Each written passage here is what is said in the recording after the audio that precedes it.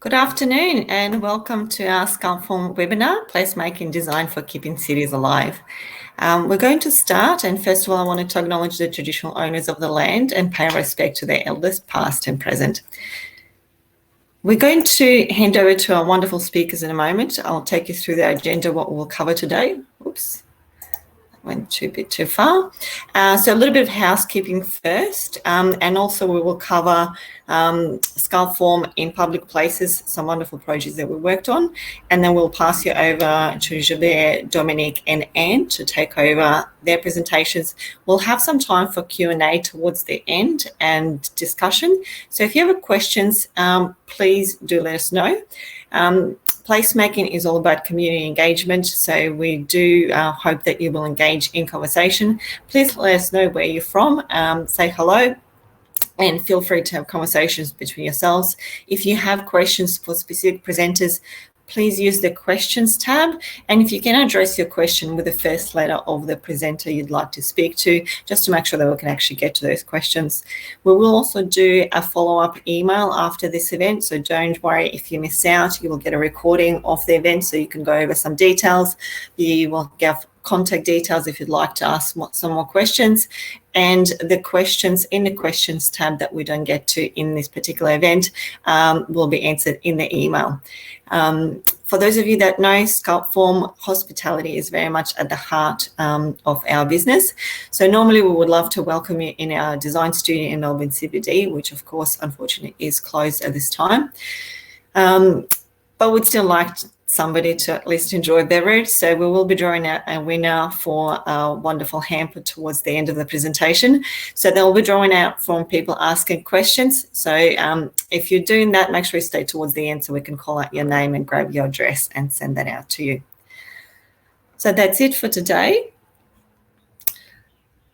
Now, I won't go too much detail on our first project, as I'm sure Anne and James will cover in a lot better detail, but you would have seen it in all the promotional material for the event, which is Melbourne Quarter, and it's the first stage of a 2-hectare urban regeneration development in Docklands, opened in 2018, and that introduced the city's first elevated public park, floating 10 metres above open public spaces. A spectacular spotted gum tongue and groove cladding soffit overhangs 90 metres, providing natural warmth and texture and remaining consistent with the design of the project.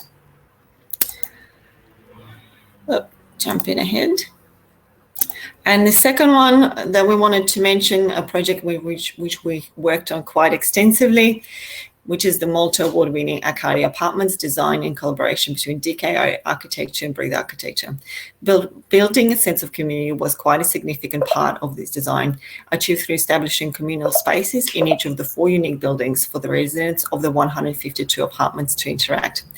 With the primary client for the project building Defence Housing Australia, this sense of a close-knit community became even more valuable due to the Defence Force personnel being sent to postings for extended period of time and leaving their families behind.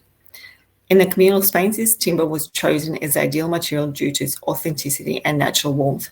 This project will use curving techniques as well as custom design mounting system to fulfill design intent and ensure the hardwood of the spot and gum battens could curve with the required radius. And last, just a showcase of Warrior Library, which was the development of this facility was identified in the Libraries and Museum strategy for 2024. Featuring an intricate timber facade design, this was designed to weather and become part of its coastal environment. Capturing community feedback, Buster Horn Architects designed the building to have different zones for different users, including dedicated areas for children, young people and adults, including quiet study meeting rooms. The movable furniture and shelving enable the space to change look and feel from time to time, and also open areas to support programs and activities. And that's all about us. Just quickly, of course, we worked on many other projects, but we can go into those more detail. And I'll pass you over to our wonderful presenters. First of all, Gilbert, founder and managing director of The Village Well, who is recognised locally and internationally as a leading voice in creating great places for people. He's a sought-after speaker and facilitator for community engagement activities, and successfully worked with thousands of cities, towns, main streets, universities, property development and government organisations and communities for over 25 years, crafting powerful integrated approach to creating vibrant, resilient and loved places. And whoops. There you go. Fantastic. Hi everyone, it's great to be here, and I'm coming from you from Emerald Hill in South Melbourne on Bunurong land and on this sacred land, and I'm really excited to be sharing this little 10-minute perspective on the history of placemaking in Melbourne, but also where we're going to and what's that emerging new narrative. So, and I call it a time for a new story, a story that nourishes life. I think the 21st century in a climate change post-COVID world will be that organising moral principle what will nourish life. Yeah, that's such an important moral compass that's emerging as part of the what I call the new Melbourne. So really, there's nothing permanent except change, and I think we can see that what's going on. Things are getting better and better, worse and worse, faster and faster.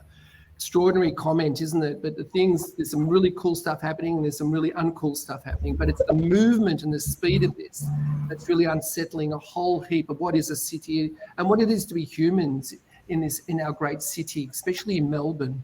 So we were very fortunate when I placed myself in Flinders Lane so many years ago, back in 1992. We had a sense of strong possibility of renewal and connection to place. We had the oxygen for creativity.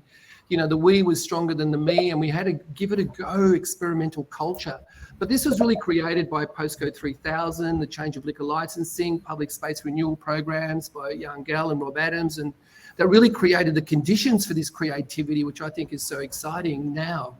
So these policy mechanisms, which we need now, really creative, bold policy mechanisms are needed to unleash the renewal for Melbourne, especially what we had then was cheap rent and access to spaces. I can see that starting to happen once again in our amazing city.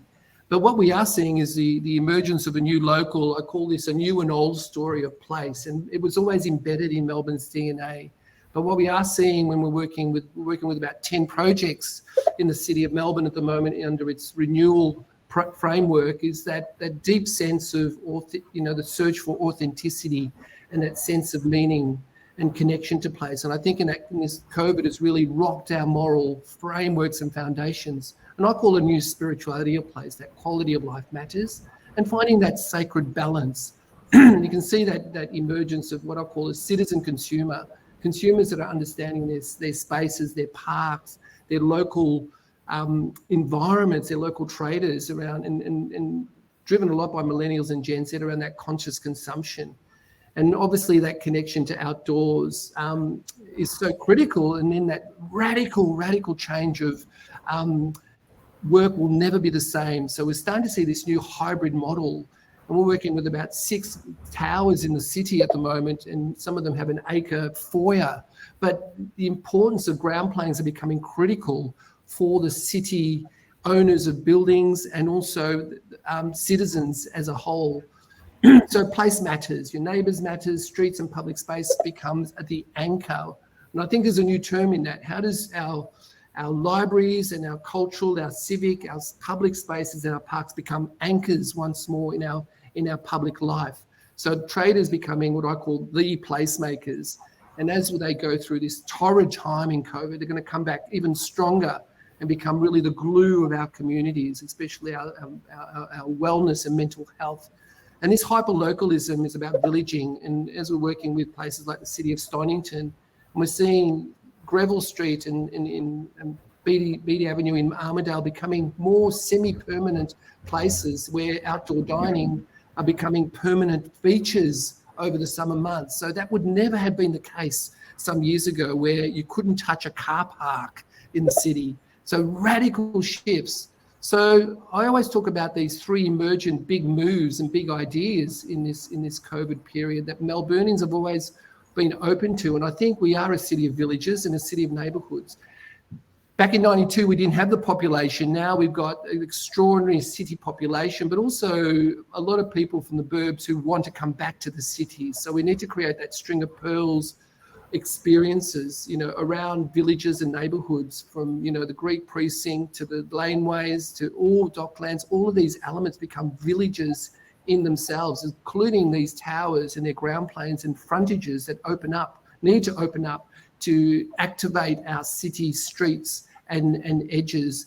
And that big idea too, which Melbourne has always been a place of parks, and it once had the positioning as the garden city of Australia. And I think we need to reclaim that garden city, what I call really that eco-cultural city. So this is Bryant Park. Imagine our parks being highly curated, activated, both passive and active, going to be very critical to the future of Melbourne in our health and well-being, and also inclusive environments to everyone of all incomes and behaviours, etc. And that big idea 3, which I'm very passionate about, is that rooftop city, that open air, that greenery, that sense of importance of health and well-being. And I think as we're working with a group in Lonsdale Street where we counted 12 rooftops, so there's potentially 100 major rooftops in the city that could be connected as a major ecosystem. And Melbourne could become the capital of rooftops of the world. So that's super exciting from our point of view. Obviously, these are only 3 potential ideas, but we need the policy mechanisms to get the ground plane activated, to bring people back to the city and bring that sense of culture and renewal. So the project we've been working on for a few years is that the new Melbourne Central rooftop, an acre on the top of Melbourne Central, that really the brief there was to create a spiritual overlay, an architectural spiritual overlay from a placemaking point of view that really brought Indigenous narratives at its core, as well as attracting cultural creatives and the next generation of citizen consumers with biophilic design, and importance of creating those meaningful and connected environments around a closed loop retail narrative, which is really important, which I think is the future of consumption. So that whole building that, again, that eco-cultural city, a place for all Melburnians to thrive in, I think is a really exciting project that can bring people back to the city, but also this creates a new work-life balance. There will be a potentially timber building, maybe not fully timber now, but ultimately when it's an 8-star building and creating this ground plane becomes quite a powerful narrative for the city to work on. So really, my last slide, I just wanted to say that, we're ripe for radical change and radical policy change as well. We're undergoing such a transformation and a rapid evolution. It's not a rapid revolution, but I call it a rapid evolution, which is on the tip of revolution. And I can see in our projects in the last 2 years during COVID, we're seeing a return of creative industries and startups, the interest to go back only because of the return of cheap rents and access to spaces. Absolutely critical. And the recognition of all our projects of Indigenous narratives, as we're working on Marble at the moment, and the importance of having a narrative, again, working on the Docklands Renewal Project, can a narrative of the oldest continuous wisdom on the planet be embedded as part of that renewal process of activation, which is really, really, really critical.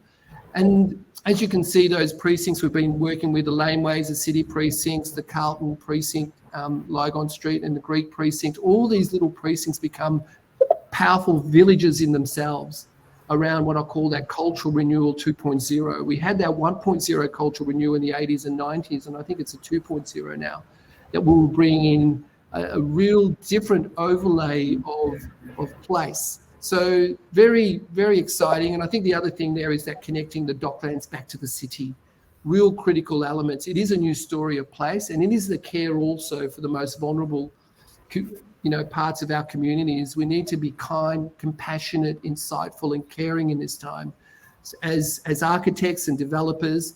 And dare I say, we are coming into this phase of enlightened developers and enlightened revolution, what we call Melbourne as a regenerative city, putting back more than it takes. It's a powerful narrative of place. So I'll leave it there. That gives you a sense of the context of a new story that is emerging. I think it's exciting. It's a deeply powerful story that's in our DNA. Let's hope the policy wonks get all the ducks lined up, and we have a bunch of enlightened developers and enlightened design community and civic activators that will bring all this together as an extraordinary place that we can all flourish in. And as I say, where there is vision, the people flourish. So it's an exciting time to be alive, folks. And hopefully that gives you a little context of some of the history, but also the learnings from the history that we can take back and recreate and reimagine our beautiful city. Thanks, Kate. Thank you, Gilbert. That was a great presentation. And I just wanted to also let people know, we do want to know how you feel about the cities and what you like about them. We do have some questions in the poll, so if you have a moment, just fill them out. Or I've noticed some people even dropping some comments in a chat bar. There are a lot of people that are actually able to influence design in cities, so this is a great place to have a discussion. If you have some things that you'd like to see, drop them in and be interested to see what your thoughts are. But we'll now go to our next presenter, Dr. Dominique Hess, who's an award-winning author, researcher and academic working in the areas of regenerative development, biofuel and urban greenery, sustainable design and fields of system thinking, environmental issues, placemaking and project management. With degrees in science, engineering and PhD in architecture, Dominique brings an interdisciplinary approach to governments to all of her work. Thanks. Welcome everyone, and thanks for the opportunity to speak today around this very important topic. I love Melbourne and I love the sense of its vibrancy before COVID, and would love to be part of how that comes back in whichever new form it evolves into.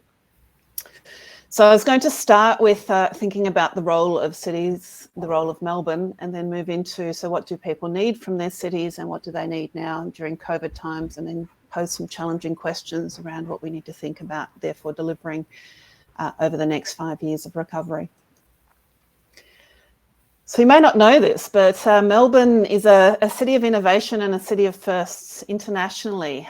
We've been first in so many areas. We were the first to have an 8-hour day. We were the first to have ballots in the vote.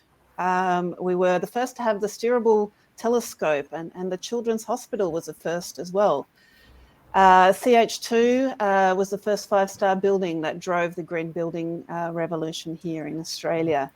We were the first to have the two-way radio in our cop cars, something that went throughout the world after that. We were the first to not pay blood money for people to come and donate blood. In the past, people would get money to donate blood. We were the first to build that sense of community and civic pride to come and contribute to community health and well-being. This beautiful stained glass window in the National Gallery was the first and the biggest stained glass window in the world. Trust for Nature was the first government organisation that enabled the protection of ecosystems on private land. The placemaking that Gilbert has led in the 80s and 90s was the first, together with New York, around this valuing of place and bringing back to place. We've been teaching the world about livability for 6 years. We've been pipped at the post now, but we were the most livable for a long time. And we've been leading the world in green infrastructure. And so Melbourne's been a place that has been a leader. In fact, another one you might be interested in knowing is we had the first walk-through exhibit at the zoo in 1967. So a city of firsts. And also a city that's continually evolving and embracing evolution. And so in my own time here, I started at the Melbourne Uni in the late 80s. The city went from quiet, and I would ride home from work and the cities would be dead, to something alive and vibrant, from very grey and dreary and treeless to something that is full of trees and greenery and autumn colours and connecting us to the seasons and birds. From a place that was just for working and everyone went home, to a place where people were welcomed to live and go to school and shop and so forth. And so the question is, where is it transforming to now through this pandemic? So what are we seeing as a result of the pandemic that we are still very much in the middle of? We're seeing the need for people to feel safe, but still the desperate need to be connected to each other. I see so many friends here today, and yeah, it's lovely to see you all, but I wish we were in the same room sharing a glass of champagne.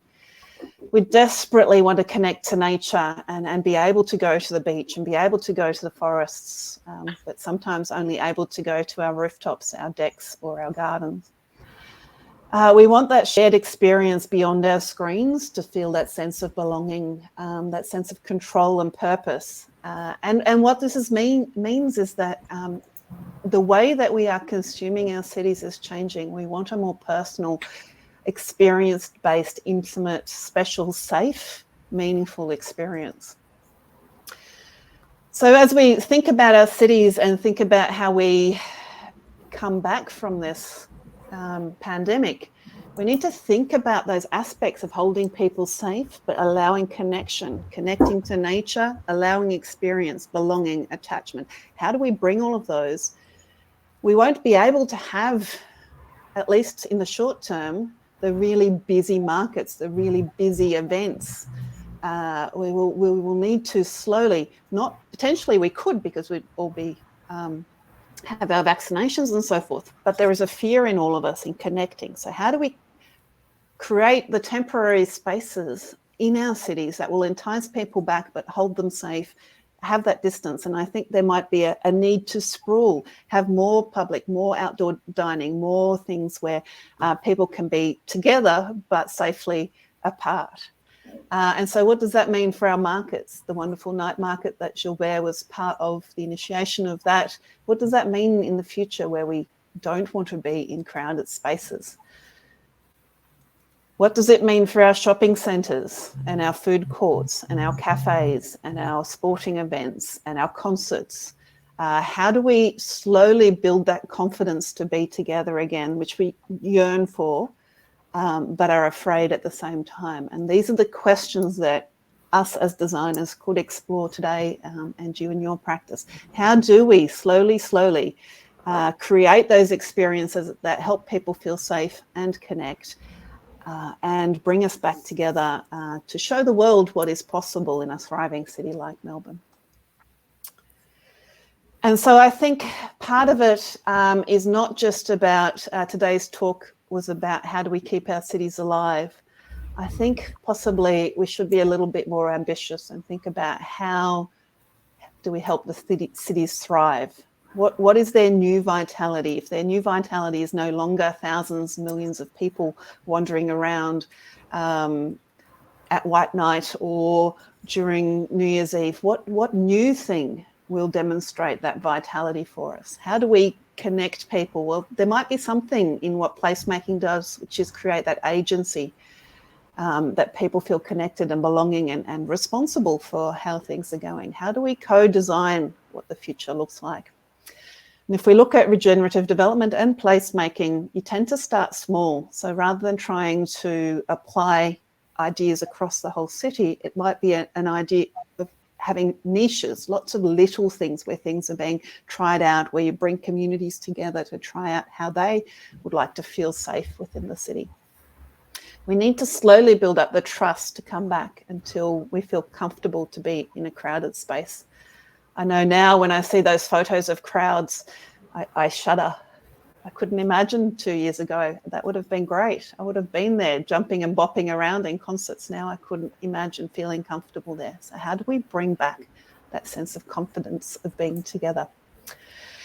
And so I do think that it'll end up being sprawling into our streets, having cafes, having places to walk, having places to cycle, having places to be outside, more green roofs, more abilities to spread into our spaces and not to be crowded in at least the short term. And part of that, as I said, it might be niches of various places where we can sit.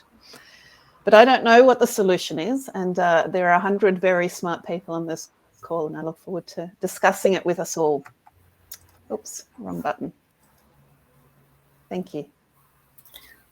Thank you, Dominique. And yes, it's certainly a big question for us to answer. It's not going to be a simple one. If you do have some ideas that you'd like to share, we'd like to hear them. I know some people have asked questions as well, so we're not missing them. We will get to them towards the end of the discussion. But for now, I'd like to pass you over to our Third presenter, Anne Clisby, and I believe James Taylor might be chipping in as well. So Anne is Associate Director at Dental Core Commercial with over 20 years experience in leading design firms throughout Australia and internationally. She's a Green Star accredited professional and a key member of the Dental Core Commercial Sustainability Team, a group which provides support to project teams throughout the design and construction process. The sustainability team under Anne's leadership has contributed to several award-winning projects, including Manchester Civil Justice Centre, which was a winner of 28 industry awards, including Britain's high-profile REBA English Partnership Sustainability Award. Anne is a lecturer at several universities and sits on various advisory boards, including Victorian Livability Think Tank, a group of the Victorian design and build environmental sector selected to promote services and expertise in livable and sustainable design. So welcome. Okay, thank you. First, I'm coming to you from the Wurundjeri lands north of the Yarra, and I'd like to pay my respects also to their elders past, present and emerging. So my presentation is going to focus on placemaking and how to keep our cities alive through innovative ways to create open space and in particular green space in our deep, dense city cores. I'm going to use the example of this project, the Sky Park at Melbourne Quarter by my firm, Dental Commercial. For those that don't know it, it's an elevated city park, accessible to the public in the heart of Melbourne. It shows what can be achieved when architects, developers and authorities work together to achieve common outcomes. First, a bit of background.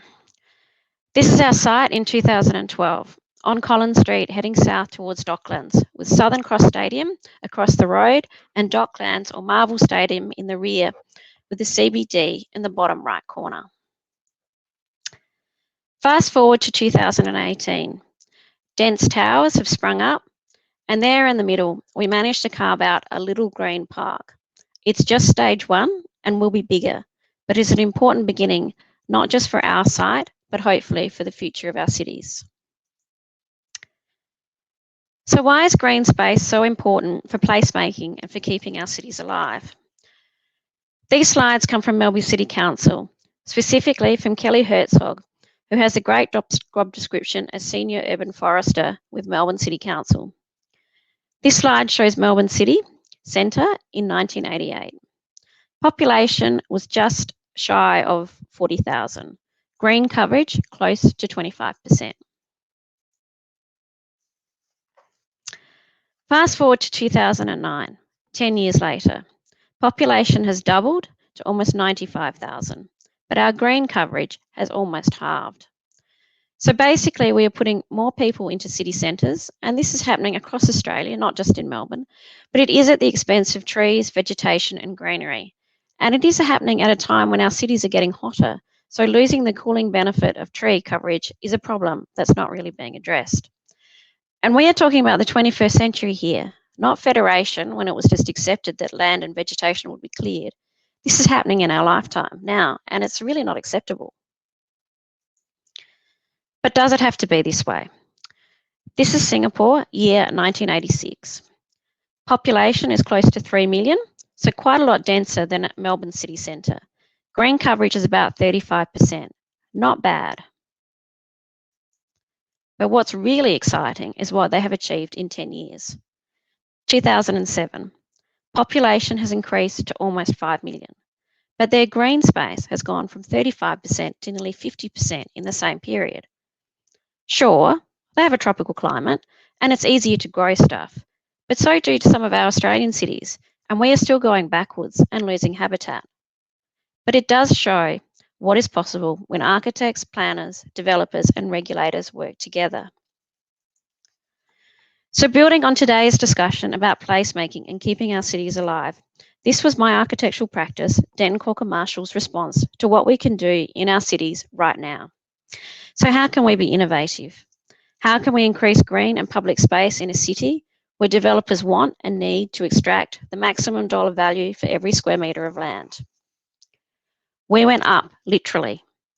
We floated a three-dimensional plank of space, 10 metres above the ground, to create an inner cities park, a sky park. This is an initial sketch, concept sketch, showing how we could elevate the park and still allow for retail and public space at ground level.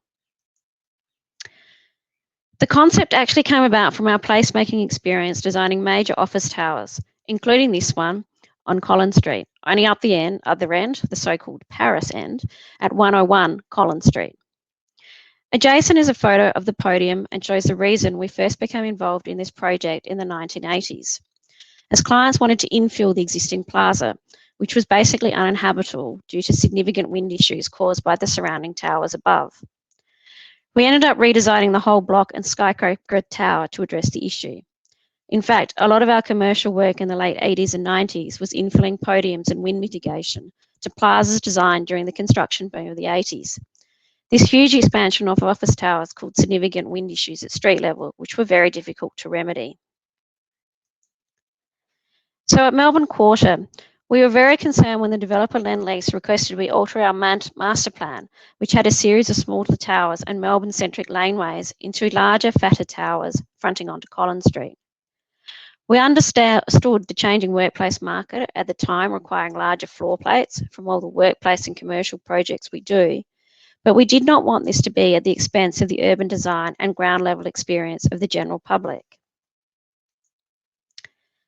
So the plank of floating space was initially about wind mitigation and its ability to protect the plaza and retail below. But it also allowed us to trial something we'd always wanted to do. As a design-led practice, the majority of Denton Corker Marshall's major architectural commissions come from design competitions, where we're able to test out innovative ideas. Many of our competition entries had included elevated parklands, but as often happens with competitions, even if you win, they don't always get built. So One Melbourne Quarter was our big chance to prove it could work. Oh, sorry. But we could not do it alone. Lendlease, our client and developer, came on board and in unprecedented gesture gave around 60% of the commercial neighbourhood back to the public realm.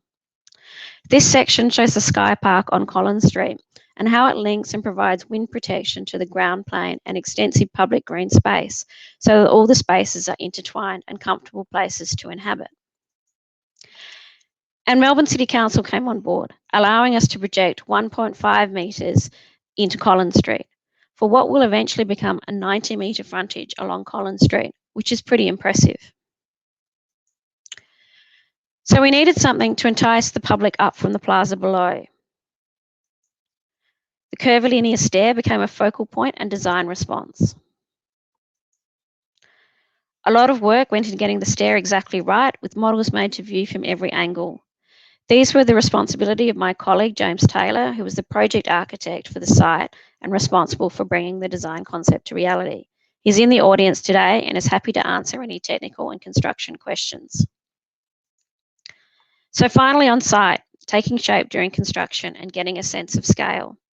It is 10 metres to the underside of the deck, which makes for a significant gesture and sense of space, which we really tried to reinforce by keeping the raking columns as slender as possible. All of this was important to try and keep a sense of place by allowing the plank to feel like it is floating above the streetscape. And here is the finished stair with the glazed lift in the background for disabled access. And this is what the Sky Park should eventually look like from above. The first stage is now complete, but it will eventually extend to the building in the background of this shot, with the large timber pergolas supplied by Sculptform, which will also be extended in stage 2. We worked with the Aspect Oculus landscaping team to be able to grow mature trees, as it was really important to us that the space should feel like a proper park and not a small or pokey rooftop gesture. We also needed the mature trees to provide wind protection to the Sky Park itself, just as the plank of the Sky Park protects the plaza and public square below. They did a great job in creating layers of vegetation and planting, which will continue to develop and grow.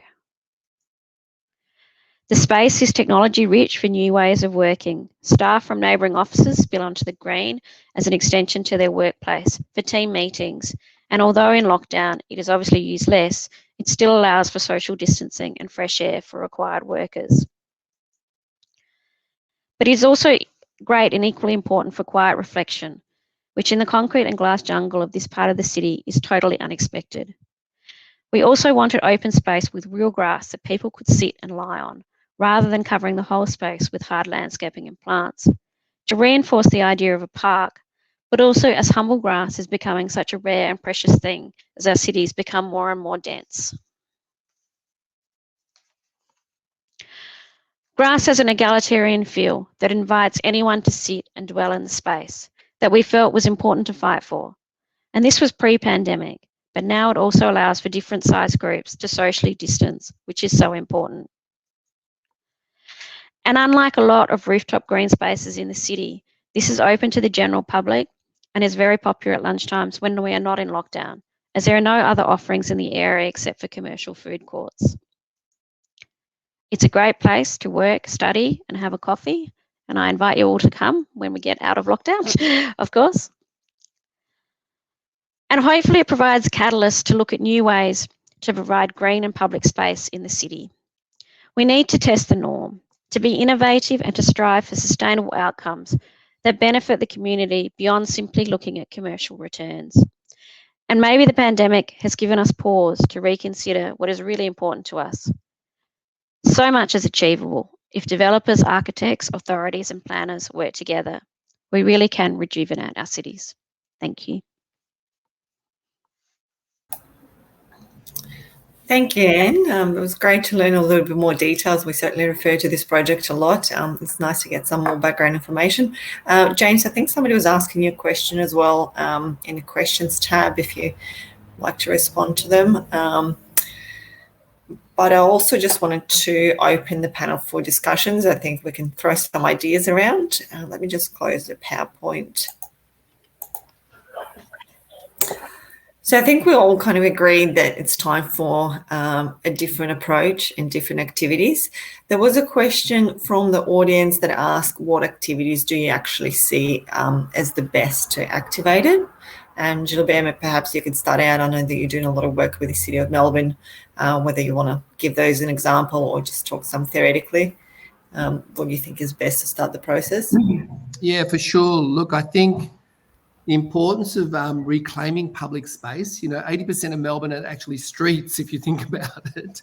So we've got an opportunity, and we've been working with like the Lonsdale Street, the Greek Precinct Association, closing 2 or 3 of the laneways permanently. So I think these sort of course, in a post-COVID, as we slowly start to come out, these bigger public spaces to meet, to eat, to connect, to hear music, have a night economy are going to be really critical. So we're going to need some really good policy decisions by both local councils and the state government to really incentivise this. In the past, you couldn't lose a car park, as I said before, but now we're much more open to closing down part of the street or a whole street. So I think definitely this is where we're starting to see where we can feel comfortable, to step out. And definitely we're going to need culture to really inspire us to, and I'm talking about music and fun and joy. We're so deadened in our process at the moment with COVID. We need to, as we start to get vaccinated, and I think we get to that 70 and 80%, we'll start to come out and slowly start to reclaim and enjoy our streets. And I think allowing traders to take over the streets are going to be we've seen parklets and a whole heap of other things happen. So these are just some of the small things. I mean, a lot of it's tactical urbanism and small events like Dominique is saying, but they really help and support because everything's become so hyper-local. Thanks. Is there anyone else that would like to address that question? So I think, as Gilbert said, as we are thinking about the best use of our streets to bring life back into our cities, we will see cafes sprawling, we will see more parklets, we will see more spaces where we can work and play and have fun and play music and so forth. And so there will be a different sense of life than what we've had in the past. I think it's something that will evolve, so we can imagine what that could be today, but it really should be something that people who are part of it. The traders, the people that are living there, the people that are working there are part of the conversation of what they'd like to see in the various spaces and how they would like to be and how they would feel more alive and more safe within the spaces. So I think it's something that will evolve over the next year, 2, 3, 4 years. It will mean that Melbourne will be a different city than what it was 2 years ago. But I still feel like, you know, we've been such leaders in so many areas that I think we could be leaders in what this could look like, so that we're even better, different, but better afterwards. Yeah, no, I agree definitely to that idea that Melbourne has got so much of an opportunity to develop and to take that leader mantle. I sort of giving the example of Singapore there and what they've done with green space, and I feel that we have a lot of opportunities to do so much more and but a Melbourne kind of approach. But I would certainly like to see having more green space and more ability of habitats, you know, not just for humans but also for animals and vegetation and basically the climate, because a lot of those things and being healthy and having a healthy city is, I think, then going to make people feel healthy and feel people like want to come back and to be. We've all noticed how important parks and gardens and open space is during lockdown, and it's only going to get more and more important. So we really need to get on board with that. Thank you. This is a question coming from the audience, from Jessica, I believe, but I think I will elaborate on that as well a little bit further. She was saying, how do you create a sense of place in the city when the city is changing all the time, and how developers approach their projects? Newer developments in recent years have generally not considered context outside of their plot, for example. And I think it's not necessarily just pointing the finger at developers. It's maybe asking, how do people at different level able to contribute to this positive change, or who's really in charge of making that, driving that change? Yeah, look, I think it's an interesting one, and you know, 80 to 90% of all things built are from the private sector.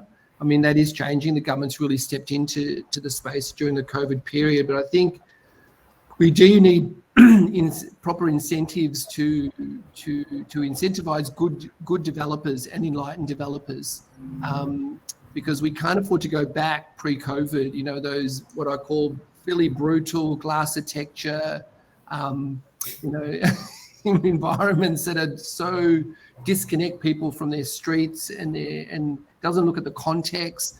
You know, I've seen so many buildings with beautiful laneways next to them and they've been deactivated. These are I think, the important decisions to be made for our city. And I think a whole new cohort of millennials and Gen Z who just don't, you know, you're going to be hard pushed to attract them back to the city. So they're going to want those little laneway or pocket parks, or a developer that gives back to the city, and their foyers become town squares or libraries or mini libraries or things that are curated and activated. So I think these newer developments really need to look at the city as a precinct and not an isolated development. That's going to be the future. Yeah. To be generous. How can developments be generous to people? It also made me think of biophilia. Sorry, I'm not sure if I just accidentally cut you off there, Anne. Oh, no. So, you know, bringing nature in, nature relaxes the base part of the brain, and when that's relaxed, we can deal better with the stresses and our fears and so forth. And so making sure that nature is woven through, like your project has so beautifully done, and make sure nature is woven through from spring flowers to autumn leaves to the sounds. I know it's so amazing when you walk through and you can actually hear the sounds of birds and frogs and so forth. They're all part of helping us to feel comfortable. You know, definitely. And I think in terms of that concept of working together was what I was really trying to, we were able to achieve Sky Park because we had a great developer who, but we had to work to come up with an innovative idea. But in terms of them giving back 60%, which was huge, of the ground plane, that was because also Melbourne City Council came on board and they let us project into Collins Street to provide the park. So just those little things in terms of getting everyone to give a little bit and work together meant that we could get a great outcome, because it's very hard from an architect's point of view, and a developer, they're looking at every square metre and every square metre costs. So it's trying to get all those kind of things together, the regulations, the authorities, the architects, the designers, and the developers on board, I think, which is going to make the difference. But the push from the public too, in saying, this, we want more, we expect more. I've heard of great ideas. That there was, one idea where we were looking at the north of the Yarra and actually, almost doing a series of interconnecting green zones, so that, one of the things I know Melbourne City Council was looking at is that, how can you actually connect habitats through the city, so that animals that used to roam through here could actually do so again. It sounds kind of strange, but when we see what somewhere like Singapore's achieved, you realise we could achieve some of those things, and you create that benefit for bees and animals. Imagine the benefit for humans. I mean, it just gets amplified, so it's exciting. Yeah, look, I agree. Oh, sorry, I was going to say I agree, and I think, as you said, Jane, in your comment there, I think I haven't given up on digging up Elizabeth Street and bringing the river back. That's going to be my lifetime project. I'll still be 100 years old digging that, Elizabeth Street. But that's a bit of a passion. It's been a 2-decade passion of mine, but it takes a long haul. But I think COVID and in a climate change future, a climate emergency future, we're going to see some radical thinking now. Yeah, and we're going to take risks, because we need to bring life back to our cities. We need to be healthy. We need to we are interdependent with all these other species of birds and flora and fauna, and I think that's going to be a key of rewilding. And I think Claire Dunn, who's a Melburnian, who's just written a book about rewilding our city centres, talks about that, and I think that's going to be one of the future areas of work for designers and architects and also citizens. And I think what Jane said there, just to add on, I agree with Jane's comment there that it is about a collaborative process. It takes many hands to create a place, not just developers, but architects and designers, but also citizens. Citizens and people who use buildings need to have a say and some agency in activating and curating their places.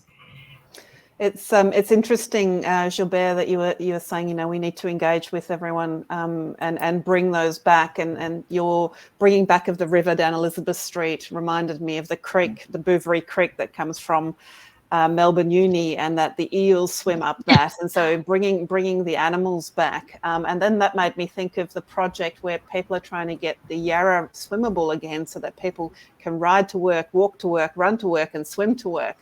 And these are all of the different ways that you can get people to be excited to bring more life. So there'll be eels and people swimming together.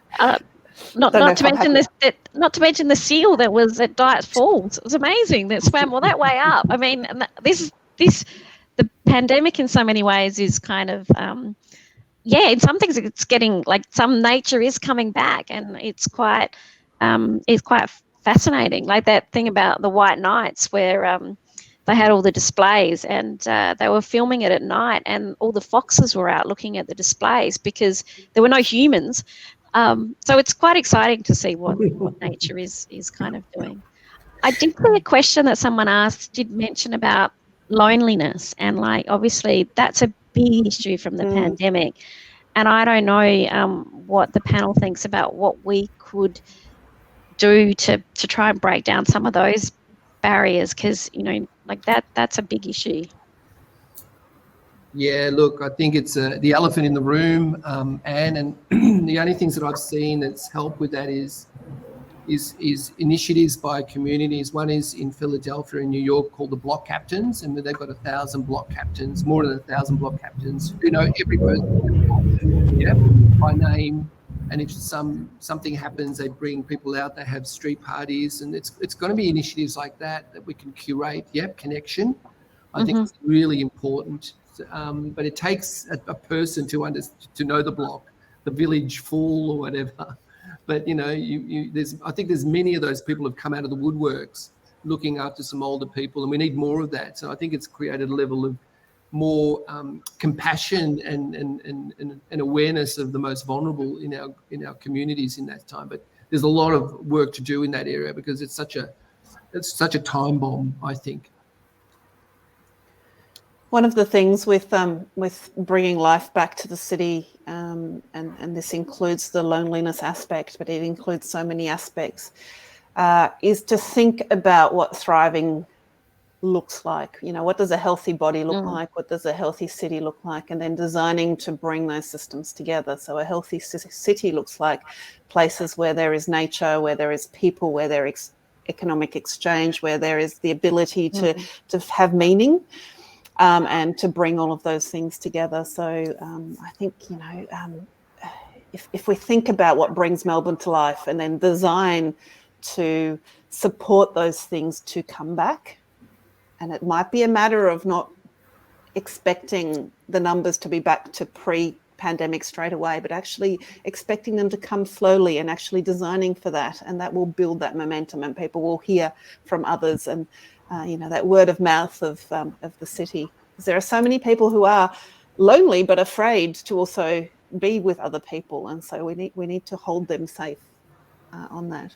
I did notice a question earlier around energy exchange, and I didn't see what happened to it, so I didn't see it. But how we deal with energy, how we deal with water, how we deal with our products and the circular economy—that's all part of a thriving city, having safe ways of people to deliver or move people from Melbourne from Sydney to Melbourne, for example. We need that needs to be part of the conversation. How do we improve the energy safety, the water safety, the air quality, and all of those aspects are part of the conversation of a thriving community. And so when we're looking at a place and how it can thrive, it's all of those things. Wi-Fi, a critical flow. So there is so much that's part of this conversation, and the best way to do it is collaboration. Yep.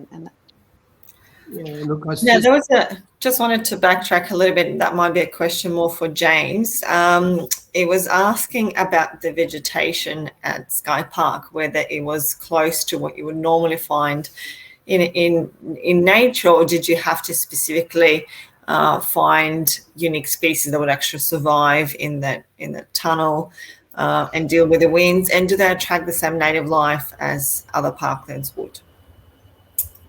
Yeah, okay. So probably a better question answered by the landscape architect that had a lot more involvement in this. But I can tell you that the starting point for all of the vegetation was what was native to the local area. But then obviously looking at the wind issues that Anne mentioned previously, and part of what the Sky Park does is mitigate that wind to the comfort of the pedestrians around, which obviously makes it pretty tough for plants to survive in that kind of environment. So it's a mix of the two. It's definitely everything is native to the area as much as possible, and then just things that can survive the wind in that area. Hopefully that sort of answers that. Yes, I think the bottom line is find a really good landscape architect that can help you achieve all your objectives. I think the way that the plants have survived is a testament to that. I think Oculus did a pretty good job, and I haven't been down there in the last few months, obviously, but from what I've seen, it's all surviving and thriving pretty well. And I guess one thing, we were relatively lucky because it is got Collins Street to the north. I saw that someone said, how's it going to survive when new buildings go up around it in the questions. So that helps. The fact that we could actually have north sun coming in makes a big difference. That's not going to get blocked out in the short term. Well, they're not going to build over Collins Street, we hope. So, we're lucky in that respect. I'll just jump in here. Eleanor mentioned Maribyrnong Defence Site, which is one of the largest development parcels left on the edge of the city. It's an extraordinary site, and I think I'm a big fan of the Barcelona-Paris model of density, which is around that 6 to 8 stories, and the importance of public space design. And so I'm hoping a place like the Marradong Defence Site, and also Fisherman's Bend adopts that sort of strategy that puts public space as an anchor, but around that quality density, around quality amenity.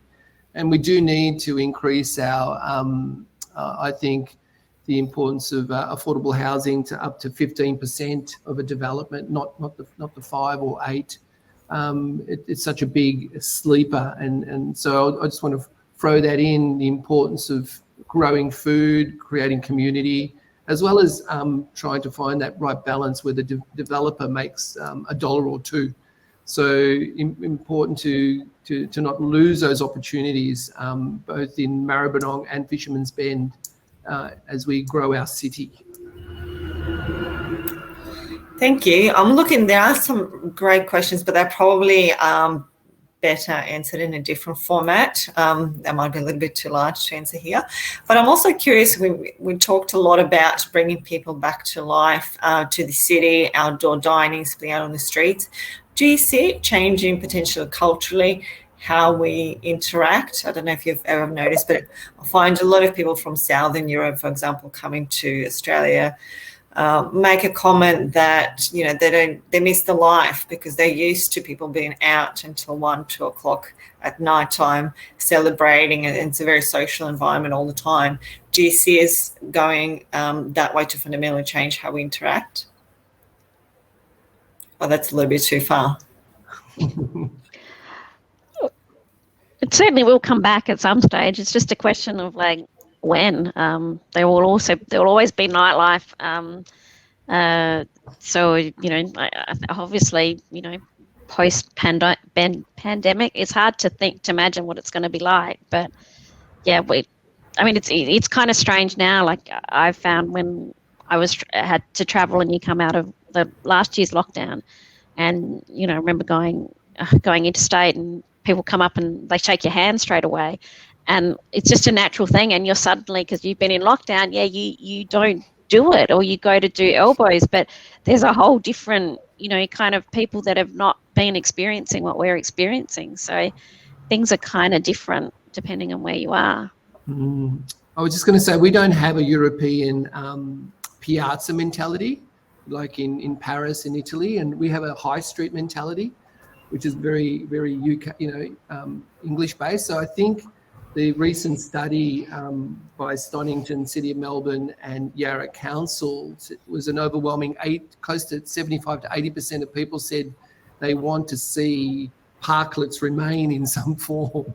So that's an extraordinary percentage of citizens saying, and this included the traders saying, we want to keep these outdoor spaces. We're going to lose car spaces, but it meant they could have this conviviality, outdoor conviviality that they've never had tasted before, which is Europeans are used to, and Asian communities are used to, the outdoor life, eating outdoors, drinking, music, buzzing. So suddenly it was alive. It's like magnetic. It's a glue. People love it.